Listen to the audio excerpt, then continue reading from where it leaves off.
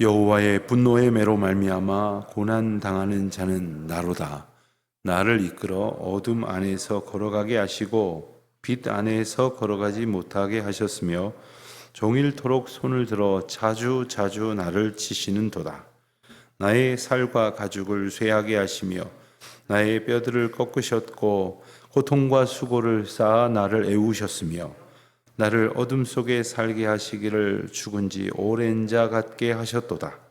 나를 둘러싸서 나가지 못하게 하시고 내 사슬을 무겁게 하셨으며 내가 부르짖어 도움을 구하나 내 기도를 물리치시며 다듬은 돌을 쌓아 내 길들을 막으사 내 길들을 굽게 하셨도다.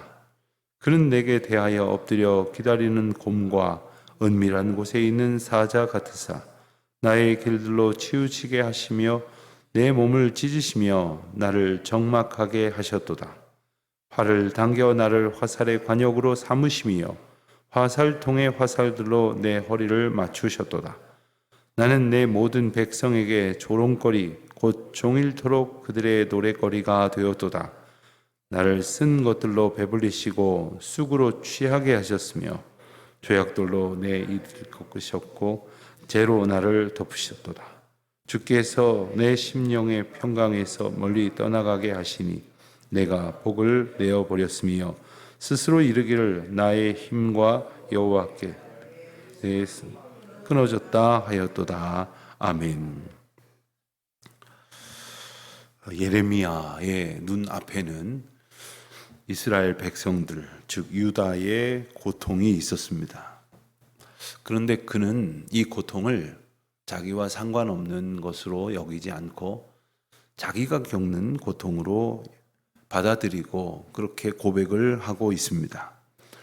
예레미야가 지은 5편의 시 가운데에 세 번째 시인 이 3장은 시작부터 여호와의 주권과 함께 예레미야 자신이 당하고 있는 이 고통이 아주 절절하게 적나라하게 묘사가 되고 있습니다.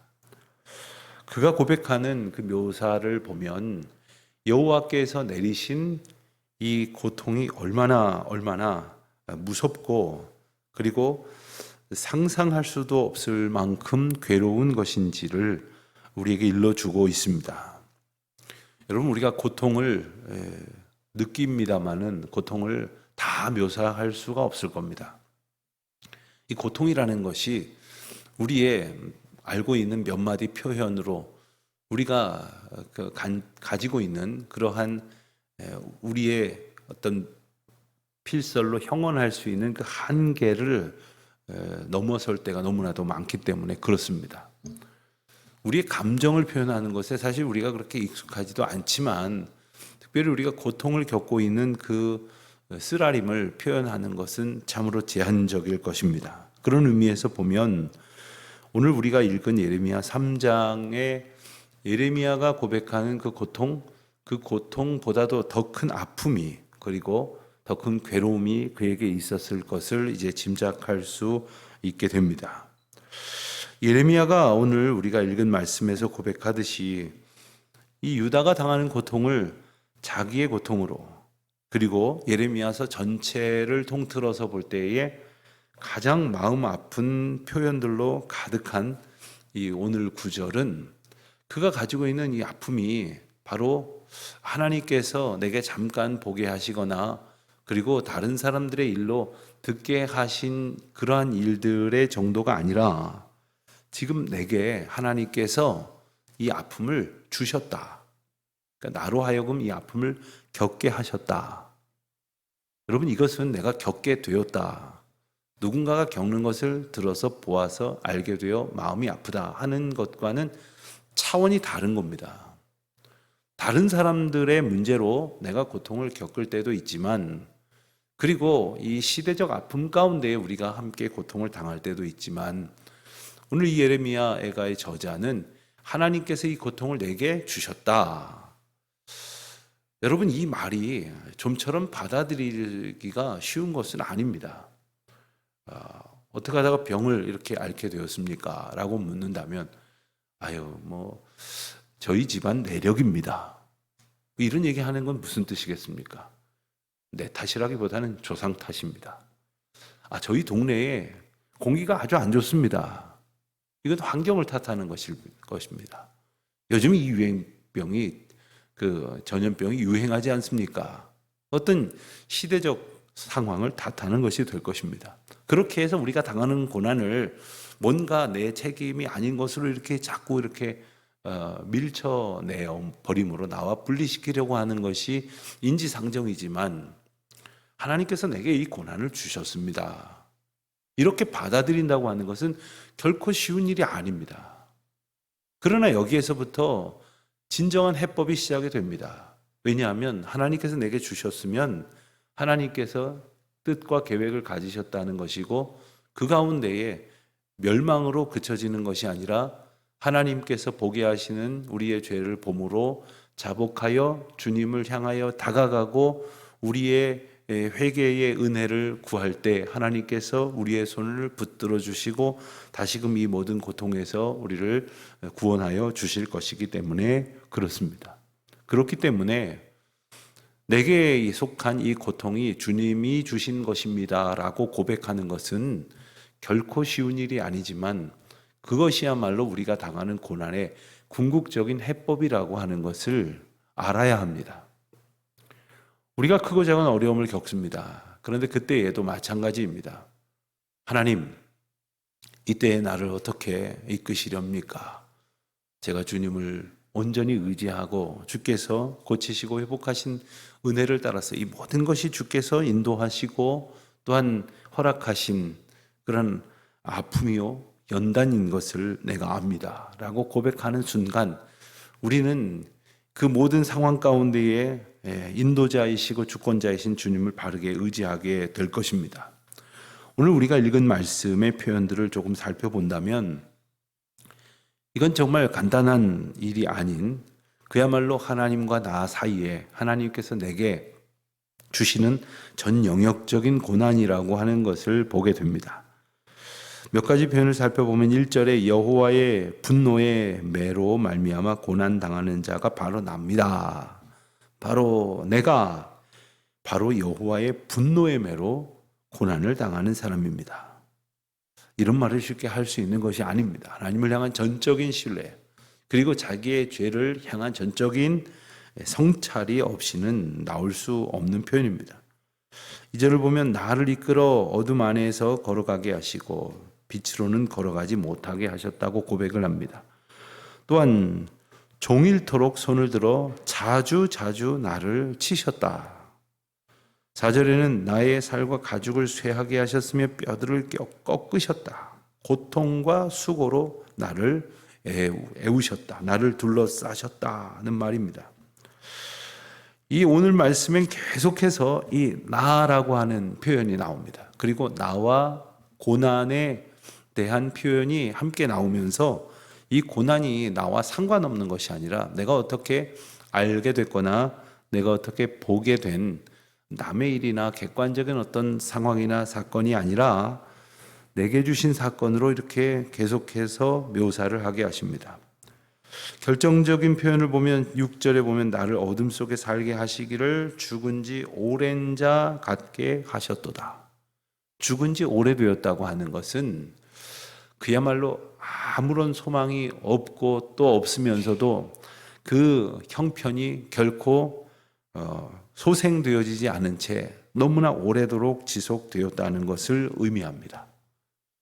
여러분, 우리가 누구나 다 이제 뭔가 잘못됐다고 생각이 됐을 때 회복되기를 원합니다. 고쳐지기를 원합니다.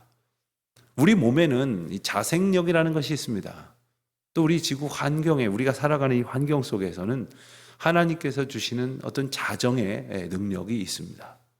그래서 지금 미국에서는 그 미국 위쪽에 있는 카나다의 산불로 인해서 동부 지역이 마치 무슨 흙먼지를 뒤집어 쓴 것 같은 그러한 시간을 보낸다는 그 외신을 우리가 보게 되는데, 그럴지라도 이제 며칠 지나면 다시 맑은 하늘을 보게 될 것입니다. 생명력이 있기 때문에 그렇습니다. 그러나 이 죽은 지 오래된 것 같은 것에는 그 생명력을 기대할 수가 없는 겁니다. 그러니까 지금 예레미야 저자는 자신에게서 일말의 기대를 가질 수 없다고 스스로 자기 형편을 진단하고 있습니다. 우리는 우리 형편이 조금씩 나아지기를 바랍니다. 그리고 나아질 수 있을 것이라는 기대를 갖습니다. 그러나 죽은 지 오래되었다라고 고백하게 될 것만 같은 그러한 극심한 고난 속에서 예레미야 저자가 겪고 있는 이 아픔의 고백은 마치 끝이 없는 것 같은, 그리고 그 한계를 우리가 짐작할 수 없을 것 같은 그러한 모습입니다. 게다가 그 고난은 계속되고 있습니다. 더하여져서 14절 이하의 말씀을 보면 이 몸과 영혼이 겪는 이 극심한 고통 속에서 나를 둘러싼 모든 것들이 다 나를 이 고난 가운데에 조롱하고 비난하고 마땅하다고 말하는 듯한 그러한 이 시편 예레미야 저자의 고백을 우리가 보게 됩니다. 매우 절망적인 현실을 계속해서 고백을 합니다. 우리는 예레미야의 고난을 보면서, 그리고 예레미야가 느끼는 이 고난에 대한 태도를 보면서 우리 자신을 한번 이렇게 비추어 보려고 하게 될 것입니다만은 쉽사리 그 예레미야의 심정을 우리가 느낄 수 없다는 것도 깨닫게 됩니다. 우리가 이 시편 이 예레미야의 애가의 저자가 말하고 있는 이 고백이 내게 주시는 그 아픔으로 느껴질 수 있기 위해서는 이것이 나와 상관이 있는 일이라, 한 걸음 더 나아가서 이것이 내게 주시는 일이라고 받아들이는 그 믿음의 태도가 필요합니다. 우리는 예수님의 고난을 묵상하지 않을 수 없을 것입니다. 유다 이스라엘의 죄로 인한 심판을 자기가 겪는 고통으로 떠안고 있는 예레미야나 이 세상 죄를 지고 십자가를 향해 가시는 예수 그리스도의 고난이 오늘 우리 가운데에 어떤 의미로 다가오는지를 깊이 묵상할 필요가 있습니다. 우리는 어떤 고난이나 어떤 그 징계를 우리가 겪거나 혹은 함께 겪을 때에 나만 쏙 빠져나가고 싶어하는, 나는 상관이 없고 다른 사람들 때문에 내가 오히려 고난을 당하는 것이라고 그렇게 남들에게 책임을 전가하고 싶어하는 비겁하고 완악한 존재들입니다. 그러나 하나님께서는 이 모든 죄악이 바로 나의 문제라고 고백하는 예레미야를 보면서, 그리고 이 세상 죄를 지심으로 그 모든 인류의 죄를 대속하여 주신 예수 그리스도의 고난을 보면서 바로 이 고난이 우리를 일깨우시기 위해서 우리로 하여금 죄를 보고 그 죄의 문제를 해결하시도록 인도하시는 하나님의 사랑 가운데 있는 일임을 우리로 깨닫게 되는 것입니다. 우리는 때때로 너무나 쉽게 남을 정죄합니다. 이 민족을, 이 백성을, 그리고 이 세대를 비난합니다.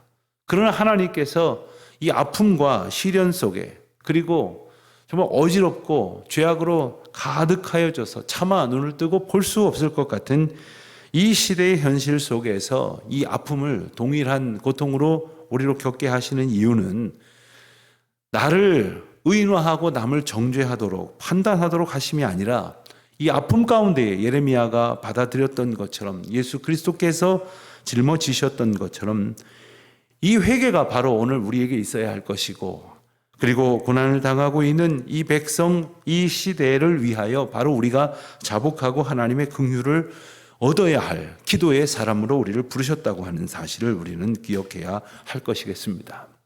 깨닫는 자가 기도합니다. 먼저 하나님의 긍휼을 소원하는 자가 하나님 앞에 죄악을 아뢰고 하나님의 은총을 얻도록 기도할 것입니다. 오늘 하나님께서 저와 여러분을 먼저 부르셨다면 우리가 먼저 하나님 앞에 엎드려야 할 것이고, 또한 먼저 그 아픔을 보게 하셨다면 그 아픔을 면케 하시는 하나님의 긍휼을 사모하는 마음으로 소원해야 할 이는 바로 저와 여러분부터일 것입니다.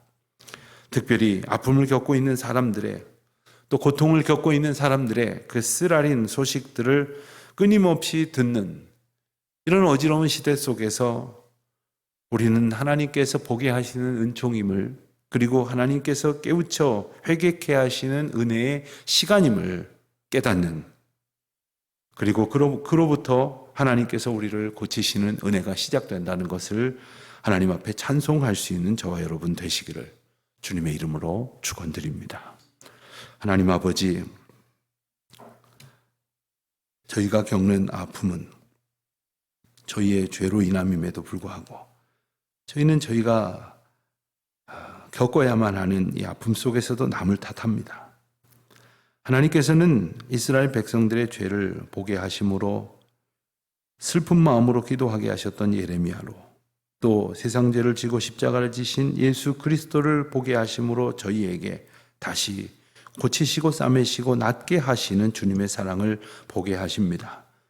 저희가 그 사랑을 소원하며 기도할 때에 주여 저희들을 주님의 은혜의 자리로 온전히 붙들어 주시옵시고 회개에 합당한 열매를 주님께로부터 얻는, 그리하여 주님의 사랑을 다시금 풍성히 받는 복된 날이 되게 하여 주옵소서.